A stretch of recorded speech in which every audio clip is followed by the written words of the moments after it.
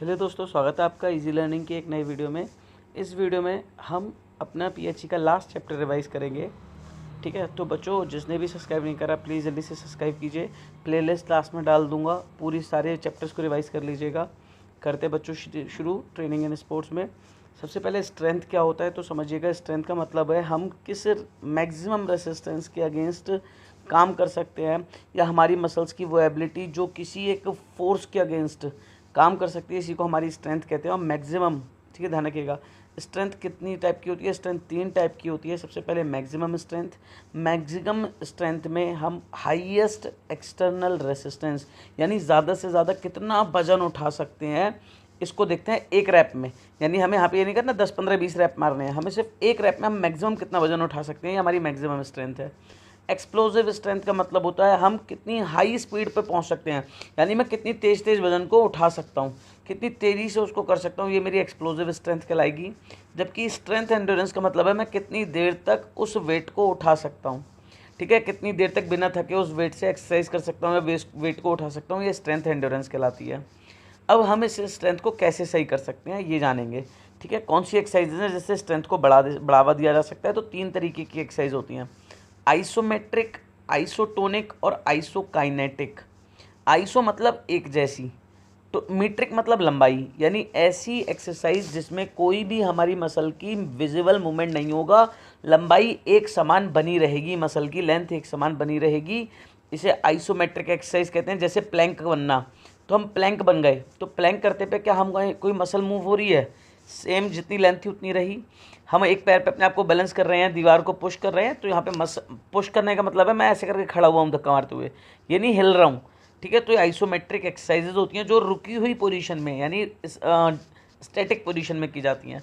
Isotonic exercises का मतलब होता है ऐसी एक्सरसाइजेज जिसमें मसल की टोन एक समान रहती है, मसल की टोन चेंज नहीं होनी चाहिए, यानी ऐसी विजिबल मूवमेंट जिसमें मसल की लेंथ तो चेंज होती है लेकिन मसल की टोन चेंज नहीं होती। जैसे दौड़ना, तो दौड़ने में हमारी मसल बिल्कुल सेम टोन में रहती है। जंप करना, तो मसल की टोन सेम बनी रहती है। वेट लिफ्ट करना, हम झुक के वेट उठा रहे हैं, खड़े हो रहे हैं, फिर झुका रख रहे हैं, फिर खड़े हो रहे हैं, तो टोन सेम रहनी चाहिए। आइसोकाइनेटिक यानी ऐसी एक्सरसाइज जिसमें काइनेटिक मतलब एनर्जी जो है वो सेम बनी रहे।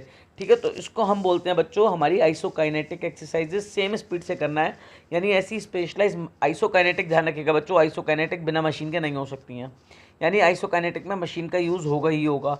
आइसोकाइनेटिक ऐसी स्पेशलाइज एक्सरसाइज होती हैं जो स्पेशलाइज मशीन्स या डायनामोमीटर्स की मदद से की जाती हैं, जहाँ पर स्पीड मेंटेन रहती है, सेम रहती है, एक जैसी रहती है। जैसे मान के चलो ये ट्रेडमिल है, ट्रेडमिल पे मैं दौड़ रहा हूँ, तो स्पीड 10 किलोमीटर पर घंटे की कर दी तो सेम स्पीड ही बनी रहेगी। ठीक है, तो ये कहलाती हैं आइसोकाइनेटिक एक्सरसाइजेज। नेक्स्ट कॉन्सेप्ट है एंड्योरेंस। क्या होता है? एंड्योरेंस का मतलब है कि हम किसी एक रेसिस्टेंस के अगेंस्ट कितनी देर तक बिना थके काम कर सकते हैं। ठीक है, तो इसे एंड्योरेंस कहते हैं। एंड्योरेंस में हम हमारी डिज़ायर क्वालिटी को, अपनी स्पीड को बिना थके या फैटिक की कंडीशन में भी कितनी देर तक बना पा रहे हैं, ये एंड्योरेंस कहलाता है ना। जैसे एक बंदा है वो यहाँ से लेके 50 किलोमीटर तक भाग सकता है, तो इसमें एंड्योरेंस ज़्यादा है। एक 10 किलोमीटर पे थक रहा है, एक 500 मीटर पे थक रहा है, तो जितना ज़्यादा भाग रहा है उसमें एंड्योरेंस उतना ज़्यादा है। एंड्योरेंस की टाइप की बात करते हैं, तो एंड्योरेंस को अगर हम देखेंगे तो सबसे पहले देखते हैं नेचर ऑफ एक्टिविटी के बेसिस पर कि हम किस तरीके की एक्टिविटी कर रहे हैं। देखो, अगर हम अलग अलग तरीके की एक्टिविटीज़ करते हैं अपनी मसल से, तो उसके लिए एंड्योरेंस कहलाता है जनरल एंड्योरेंस, यानी ऐसी एबिलिटी हमारी बॉडी की जिसमें हम जितनी भी कोई भी तरीके की एक्सरसाइज कर रहे हैं, है ना, उसमें हम फैटिक को टॉलरेट कर रहे हैं, थकान को टॉलरेट कर रहे हैं, ये जनरल एंड्योरेंस कहलाता है। स्पेसिफिक एंड्योरेंस मतलब होता है किसी एक पर्टिकुलर स्पेसिफिक कंडीशन में हम कितना टॉलरेट कर पा रहे हैं। ठीक है, स्पेसिफिक स्पोर्ट में या स्पेसिफिक कंडीशन को कितनी देर तक टॉलरेट कर रहे हैं, स्पेसिफिक एंड्योरेंस है। बेसिक एंड्योरेंस का मतलब होता है बच्चों, बेसिक का मतलब है यहाँ पर हमारी जो लो इंटेंसिटी और हाई वॉल्यूम एक्सरसाइज है उसको हम कितनी देर तक कर सकते हैं। वॉल्यूम ज़्यादा हो, इंटेंसिटी कम हो, यानी वजन को बहुत सारे वजन को हल्के हल्के करके उठा रहे हैं, तो कितनी देर तक उठा सकते हैं, ये बेसिक एंड्योरेंस है। नेक्स्ट जाते हैं बच्चों, नेक्स्ट कॉन्सेप्ट है हमारा ड्यूरेशन के बेसिस पर कि हम कितने ड्यूरेशन के लिए कर रहे हैं। ठीक है, तो ड्यूरेशन में आते हैं तो 3 तरीके की होती है। अगर देखें तो स्पीड एंड्योरेंस, शॉर्ट टर्म, ठीक है, स्पीड में तो स्पीड टाइम के लिए है नहीं, वो स्पीड के लिए है। Short term, middle term and long term. सबसे पहले पढ़ते हैं स्पीड के लिए। तो स्पीड में हमारी मसल का जो कॉन्ट्रैक्शन होता है ये डेवलप होता है, स्पीड एंडोरेंस में कि मसल कितने कोऑर्डिनेशन के साथ में मूवमेंट करेगी। शॉर्ट टर्म एंडोरेंस में हम क्या करते हैं, थकावट की कंडीशन को 45 सेकंड से लेकर 2 मिनट तक और झेलते हैं, यानी हम फैटिक कंडीशन में 45 सेकंड से 2 मिनट तक और ज़्यादा एक्सरसाइज कर पा रहे हैं। तो शॉर्ट टर्म है। लॉन्ग टर्म में यही टाइम बढ़ के 2 मिनट से 11 मिनट हो जाएगा, मिडिल टर्म में सॉरी, और लॉन्ग टर्म में 11 मिनट से ज़्यादा खिंच जाएगा, यानी हम फैटिक कंडीशन में 11 मिनट से ज़्यादा समय तक उस स्पोर्ट को कर पा रहे हैं। तो लॉन्ग टर्म एंडोरेंस है। जैसे बॉक्सर्स वगैरह होते हैं वो लॉन्ग टर्म एंडोरेंस रखते हैं, ठीक है, जो बॉक्सर्स वगैरह है कि थकावट के बाद इतनी देर तक टिक पाते हैं। नेक्स्ट है method to develop endurance. Endurance कैसे बढ़ावा दिया जा सकता है, तो एंडोरेंस के लिए 3 अलग अलग तरीके की एक्सरसाइजेज होती हैं। एक होती है कंटिन्यूस ट्रेनिंग, दूसरी होती है 2 होती हैं इंटरवल ट्रेनिंग। कंटिन्यूस ट्रेनिंग का मतलब होता है बिना किसी रुकावट के, बिना किसी ब्रेक के हम लगातार एक्सरसाइज करते चले जाएं, इसको बोलते हैं हम बच्चों कंटिन्यूस मेथड ऑफ एक्सरसाइजिंग या ट्रेनिंग। जैसे आप पिक्चर देखते हो, सुल्तान पिक्चर देखी, आपने दंगल पिक्चर देखी, उसमें ना बिना रुके लगातार ट्रेनिंग कर रहे हैं, बीच में गैप नहीं ले रहे, तो ये कंटिन्यूस ट्रेनिंग है। ये भी 3 तरीके की होती है, slow continuous, fast continuous and variable continuous.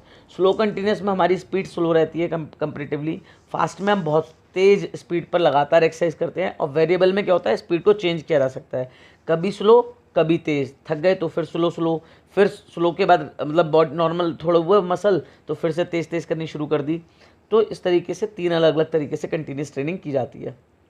क्या फ़ायदे होते हैं, मसल का ग्लाइकोजन और लिवर पे ग्लाइकोजन बढ़ जाता है, आपकी जो इंटेंसिटी है वो बढ़ जाती है पहले से, माइटोकॉन्ड्रिया ज़्यादा एनर्जी बनाते हैं और ज़्यादा बन जाते हैं, यानी सेल्स में माइटोकॉन्ड्रिया की संख्या बढ़ जाती है जिससे एनर्जी बढ़ जाती है, हमारे हार्ट्स और लंग ज़्यादा बेहतर तरीके से काम करते हैं, हम फैटिक कंडीशन में भी अपने दिमाग को शांत रख सकते हैं, अपने सेल्फ कॉन्फिडेंस को बनाए रख सकते हैं।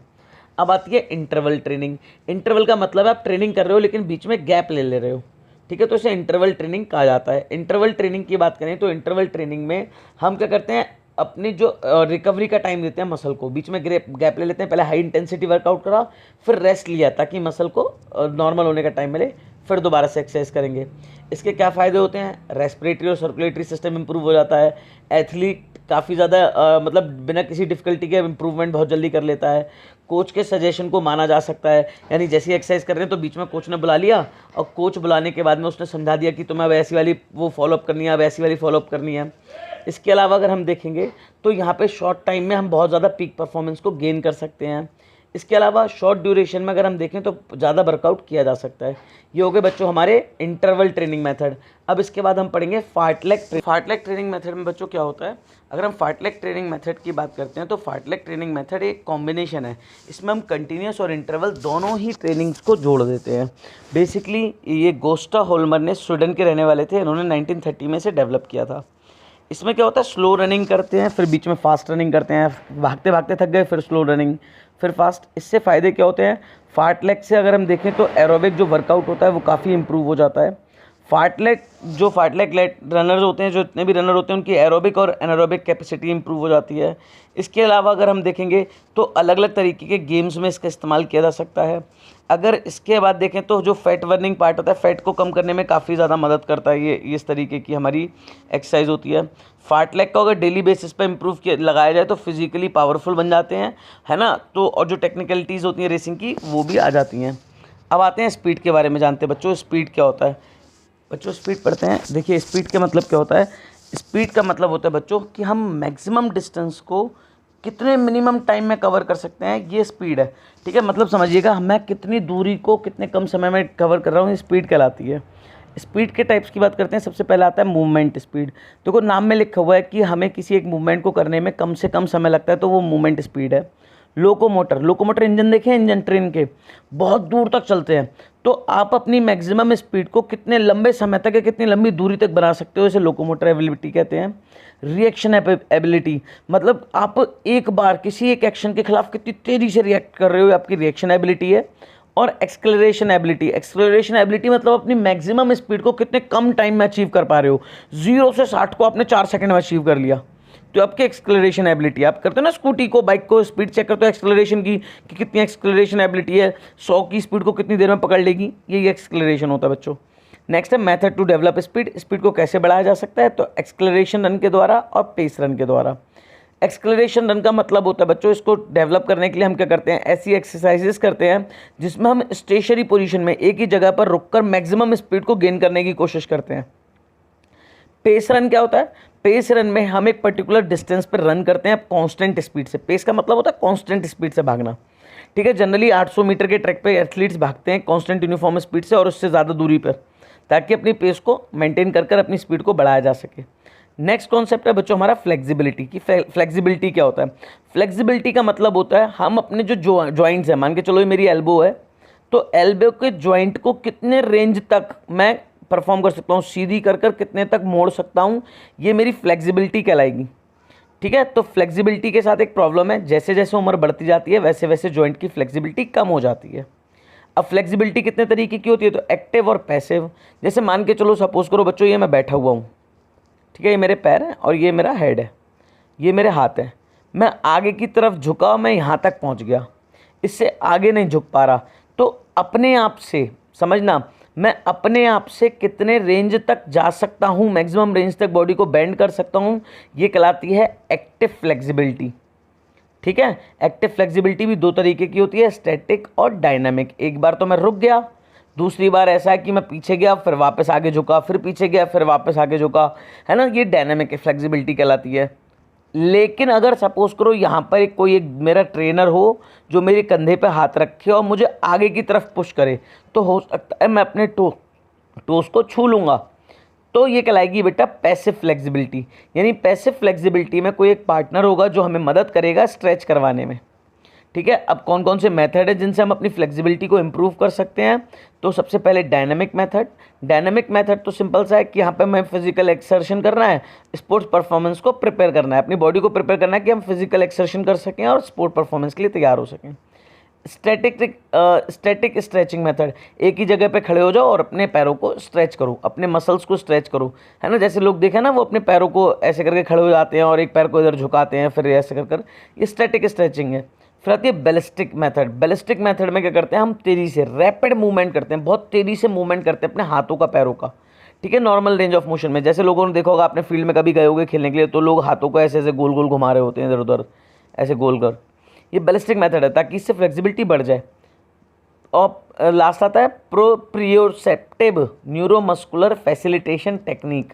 ये क्या होती है, एक ऐसी टेक्निक होती है जिसमें जॉइंट की फुल रेंज ऑफ मोशन को रेसिस्टेंस, मतलब किसी एक पॉइंट ऑफ रेसिस्टेंस या जब तक डिस्कम्फर्ट ना हो तब तक हम वहाँ तक पहुँचाते हैं, हल्के हल्के कर जॉइंट को वहाँ तक पहुँचाते हैं जहाँ तक हमें डिस्कम्फर्ट ना हो। जैसे टाइकोंडो वगैरह करते हैं ना, उसमें पैर स्ट्रेच कराने होते हैं लेग के बीच में, तो हल्के हल्के स्ट्रेचिंग कराई जाती है, ताकि तब तक जब तक ये फुल रेंज ऑफ मोशन तक ना पहुँच जाए। अब आती है कोऑर्डिनेटिव एबिलिटी। क्या होती है, कोऑर्डिनेटिव एबिलिटी का मतलब होता है हम अपने बॉडी पार्ट्स, अलग अलग बॉडी पार्ट्स को बड़े स्मूथ और एक्यूरेट तरीके से मूव करवा पा रहे हैं, ये हमारी कोऑर्डिनेटिव एबिलिटी है, ठीक है। कोऑर्डिनेटिव एबिलिटी कितने तरीके की होती है, ओरिएंटेशन होती है, डिफरेंशिएशन, रिएक्शन, बैलेंस, कपलिंग, और ये इतना इंपॉर्टेंट है भी नहीं, ठीक है, छोटा सा टॉपिक है लेकिन इंपॉर्टेंट है भी नहीं, तो बस एक बार गो थ्रू कर लीजिए। होप आपको वीडियो समझ में आई होगी, चैप्टर बहुत इजीली रिवाइज हो गया होगा बच्चों। अगर सब समझ में आया तो प्लीज़ चैनल सब्सक्राइब कीजिए। मिलते हैं आपसे अगले कभी नेक्स्ट पार्ट में, जहां मैं आपकी हेल्प कर सकता हूँ। मैं पक्का अवेलेबल रहूँगा, किसी को कोई क्वेरी कोई डाउट हो तो प्लीज़ कमेंट सेक्शन में ज़रूर पूछिएगा।